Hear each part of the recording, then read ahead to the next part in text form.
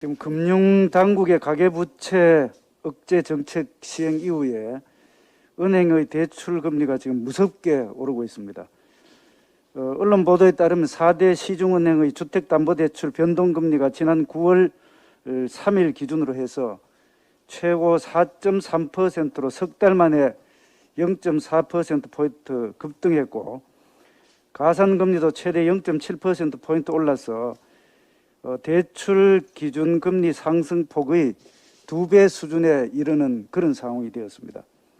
가계대출을 조율하는 정부 압박에 은행이 일제히 금리부터 올려서 대출을 지금 현재 막고 있는 그런 상황입니다. 금리 정책도 정부 입맛에 따라서 이루어지는 이른바 관치금융이 재현되는가 아닌가 우려스럽습니다. 지난달 한은이 15개월 만에 기준금리를 0.5%에서 0.75%로 인상한 데 이어서 금융당국에서도 자산 거품을 잡겠다는 취지로 대출 규제에 나서고 있습니다. 그런데 유독 재정만큼은 내년 예산안을 보면은 604조 4천억 원이라는 사상 최대 예산안을 편성해서 고삐 풀린 듯이 지출을 하려고 하고 있습니다. 나라 빚이 1,000조를 넘어서지만 문재인 정부의 확장 재정은 아랑곳 없이 계속되고 있습니다. 그러면서 대선이 끝나고 다음 정부인 2023년부터 재정 정상화에 들어가겠다고 이렇게 이야기하고 있습니다. 돈은 자기네들이 쓰고 빚은 다음 정부, 다음 세대로 넘기는 것입니다. 최근 금융규제도 같은 맥락입니다. 그동안 국민의 세금으로 선심 쓰듯이 펑펑 쓰다가 이제는 국민에게 대출 막아서 돈 쓰지 말라고 하는 것은 무엇입니까? 잡히지 않는 부동산 가격을 잡으려고 대출 규제라는 처방을 빼들었는지 모르겠습니다만 번지수를 잘못 찾았습니다. 근본적인 처방은 반시장적인 부동산 정책을 근본적으로 수정하고 주택 공급을 늘리는 것입니다. 가계부채 총량 관리도 중요하겠지만 어설픈 대출 규제로 실수요자, 자영업자, 취약계층이 피해를 보지 않도록 철저히 대응해야 할 것입니다. 다음은 연금기금에 관련돼서 한 말씀 드리겠습니다. 기재부가 국회에 제출한 2021년에서 2025년 국가재정운영계획에 따르면 내년도에 4대 공적연금 지출액이 60조 원에 육박을 합니다.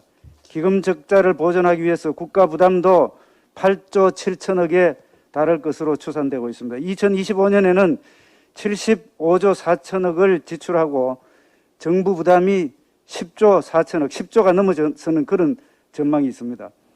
4년간 연평균 증가율이 7.8%로 같은 기간 재정지출 평균 증가율 5.5%를 상회하고 빠르게 지금 증가할 것으로 예측됩니다.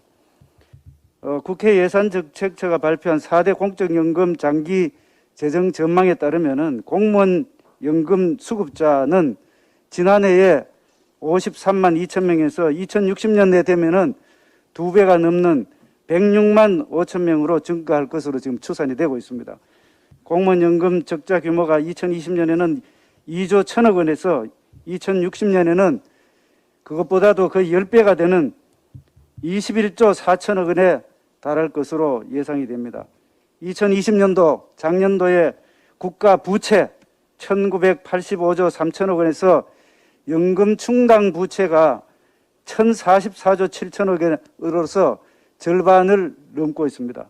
문재인 정부는 지난 4년 동안 적폐 청산 등에 열을 올렸지만 미래 세대의 부담이 되는 연금 개혁에는 털끝만치도 관여하지 않았던 것이 이렇게 재정을 방만하게 운영하는 결과로 나타나고 있습니다.